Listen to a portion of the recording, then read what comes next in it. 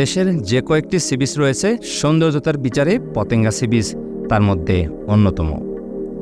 বলা হয় কক্সবাজার সি বিচের পরেই এর অবস্থান।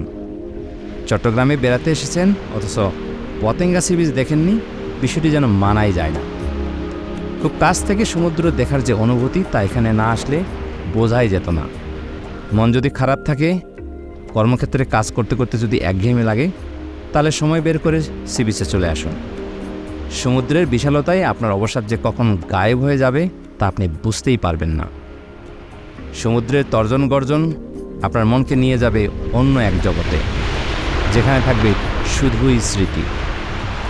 অবচেতন মন যেন স্মরণ করিয়ে দিবে আপনার ভালো লাগার মুহূর্তগুলোকে। আজকে পতেঙ্গা সি বিচ দেখব এবং দেখাবো। সি বিচে পর্যটকদের জন্য কী ধরনের বিনোদনের ব্যবস্থা রাখা হয়েছে তা শেয়ার করব। কোন সময়ে আসলে আপনি বেটার ফিল পাবেন সেটিও জানিয়ে দিব। ভিডিওটি ইন্টারেস্টিং হতে চলছে, সো কিপ ইট ওয়াচিং। মূল টপিকে যাবার পূর্বে আপনাকে স্মরণ করিয়ে দিতে চাই, আপনি যদি আমার চ্যানেলের নতুন দর্শক হয়ে থাকেন তবে please hit the subscribe button এবং পাশে থাকা বেল বাটনেও ক্লিক করে রাখুন। এতে আমি পরবর্তী ভিডিও আপলোড করলে আপনার কাছে দ্রুত নোটিফিকেশন পৌঁছে যাবে।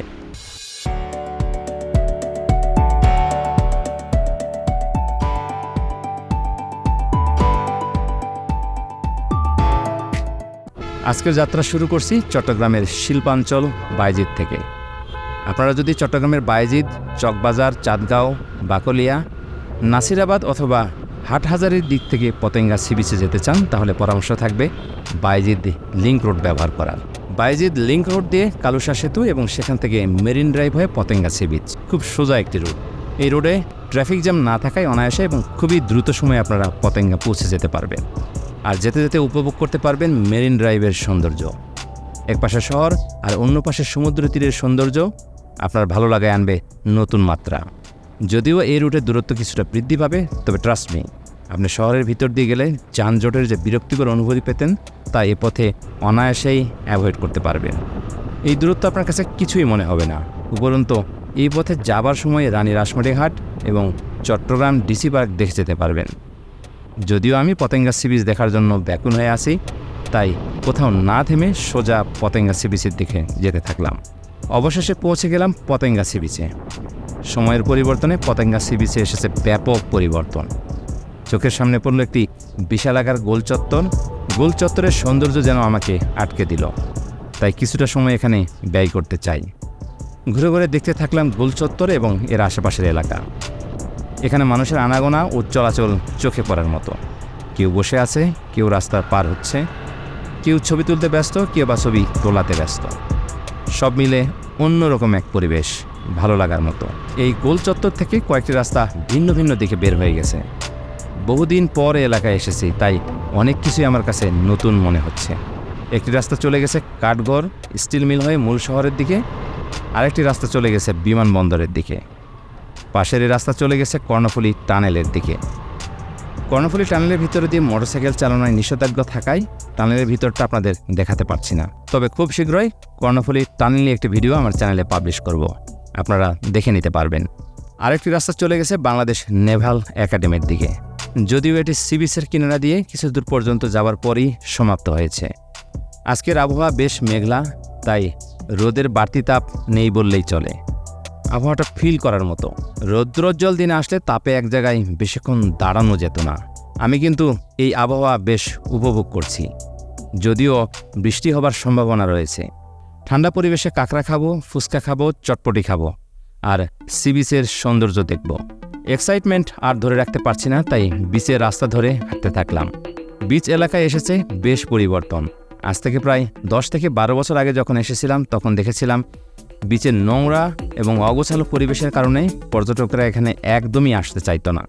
আর এখন এই বিচটি কি চমৎকার এবং পরিপাটিভাবে সাজানো হয়েছে। সারি সারি দোকান, প্রশস্ত রাস্তা, সব মিলে যেন অন্যরকম ব্যাপার স্যাপার। মূলত পর্যটক আকর্ষণ করতেই সিটি কর্পোরেশন, পর্যটন কর্পোরেশন এবং পানি উন্নয়ন বোর্ডের যৌথ উদ্যোগে সি বিচের সৌন্দর্য বর্ধন করা হয়েছে। বসার স্থান নির্মাণ, বিচের সুরক্ষায় বড় বড় ব্লক স্থাপন এবং সমুদ্রের পানিতে পা ভিজিয়ে আনন্দ নেওয়ার জন্য সিঁড়ি নির্মাণ করা হয়েছে। আজকের আবহাওয়া বেশ শীতল থাকায় অনেক পর্যটকের আগমন ঘটেছে। বিচকে ঘিরে গড়ে উঠেছে নানা ধরনের বিনোদনের ব্যবস্থা। চরকি, ঘোড়ায় চড়া, স্পিডবোটে আরোহণ, 4 চাকা বিশিষ্ট মোটরসাইকেলে আরোহণের ব্যবস্থা রাখা হয়েছে। ছোট ছেলে মেয়েদের যেন আনন্দের সীমা নেই। চারিদিকে ছোটাছুটিতে তারা ব্যস্ত সময় পার করছে। ছোট বড় সবাই স্পিডবোটে ওঠার জন্য তড়িঘড়ি করছে, কিন্তু সমুদ্রের ঢেউ বেশি থাকায় স্পিডবোটে অনেক কষ্ট করে উঠতে হচ্ছে। স্পিডবোটে ওঠার জন্য বিশেষ ধরনের ব্যবস্থা রাখা হলেও তা তেমন কাজে আসছে না। তারপরেও এই আনন্দ থেকে নিজেকে বিরত রাখতে পারছেন না অনেকেই। শীতল বাতাস মাঝে মধ্যেই বৃদ্ধি পাচ্ছে। মনে হয় আশেপাশে যেন কোথাও বৃষ্টি হচ্ছে। সমুদ্রের পানিতে পা ভেজানোর জন্য অনেকেই বিচের নিচে নেমে গেছে। পর্যটকেরা এই আনন্দঘন মুহূর্ত ফ্রেমে আটকাতে ব্যস্ত। মোবাইলে ছবি তুলছে ইচ্ছে মতো, কেউ বা ধারণ করছে ভিডিও। তবে একটি বিষয় আমার বেশ খারাপ লেগেছে। এই সি বিচে বেশ কিছু ঘোড়া রয়েছে, এগুলোতে আরোহণ করে ছোট বাচ্চারা যেন বেশ আনন্দ পায়। খারাপ লাগার বিষয়টি এটি নয়, আসলে ঘোড়াগুলোর মলমূত্র ত্যাগের ফলে এই এলাকাতে একটি উৎকট গন্ধের সৃষ্টি হয়েছে, যা আমার কাছে খুব একটা ভালো লাগেনি।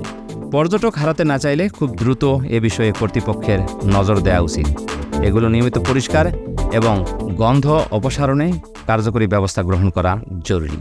পর্যটকদের আকর্ষণ করার জন্য সারি সারি দোকানগুলোতে খাবারসহ বিভিন্ন ধরনের প্রসাধনী, খেলনা এবং খাবার থরে থরে সাজিয়ে রাখা হয়েছে। গাড়ি পার্কিংয়ের ব্যবস্থা থাকায় যে কোনো ধরনের যানবাহন নিয়ে এখানে বেড়াতে আসতে পারবেন। কোনো ধরনের অসুবিধার মধ্যে আপনাকে পড়তে হবে না। এখানে আসার জন্য দোতলা পর্যটক বাসের ব্যবস্থাও রাখা হয়েছে। আপনারা চাইলেই পর্যটক বাস ব্যবহার করে শহরের বিভিন্ন স্থান হতে শহর দেখতে দেখতে পতেঙ্গা সি বিচে আসতে পারবেন। পরামর্শ থাকবে, সি বিচের পাশে রেস্টুরেন্ট এবং দোকানগুলোতে খাবার খাওয়ার আগে খাবারের দাম জেনে নেবেন, তারপরে খাবেন। এখানে খাবারের দাম তুলনামূলক বেশি, আবার অনেকেই দাম জিজ্ঞাসা না করার কারণে বাড়তি দাম নেওয়ার সুযোগ নিয়ে থাকে। তাই বিব্রতকর পরিস্থিতি এড়াতে খাবারের দাম জেনেই অর্ডার করবেন। আইন শৃঙ্খলা পরিস্থিতি নিয়ে আপনাদের সাথে কিছু কথা শেয়ার করতে চাই। আপাত দৃষ্টিতে আমার কাছে নিরাপত্তার হুমকির মতো তেমন কিছুই চোখে পড়েনি। তবে পরামর্শ থাকবে, ভ্রমণ সময় দিনের আলোতে শেষ করবেন। সন্ধ্যায় সূর্যাস্ত উপভোগ করতে চাইলেই উপভোগ করতে পারেন, তবে বেশি রাত পর্যন্ত না থাকাই ভালো। আশা করি ভিডিওটি আপনাদের কাছে উপভোগ্য হয়েছে। চেষ্টা করেছি ভালো মানের কন্টেন্ট তৈরি করার। এরকম ভিডিও নিয়মিত পেতে চাইলে চ্যানেলটিকে সাবস্ক্রাইব করুন এবং পাশে থাকা বেল বাটনে ক্লিক দিয়ে রাখুন। এতে আমি পরবর্তী ভিডিও আপলোড করলে আপনি দ্রুততম সময়ে নোটিফিকেশন পেয়ে যাবেন। ভিডিওটিকে লাইক দিন, বন্ধুদের সাথে বেশি বেশি করে শেয়ার করুন। নতুন কোনো বিষয়ে ভিডিও দেখতে চাইলে কমেন্টস বক্সে জানিয়ে দিন। আমি আপনাদের পছন্দ মতো কন্টেন্ট তৈরি করার চেষ্টা করব ইনশাআল্লাহ। সৎ এবং পরিচ্ছন্ন জীবনযাপন করুন, ভালো থাকুন, সুস্থ থাকুন। শীঘ্রই কথা হবে নতুন কোনো ভিডিওতে, নতুন কোনো টপিকে। এই প্রত্যাশায় বিদায় নিচ্ছি। আল্লাহ হাফেজ।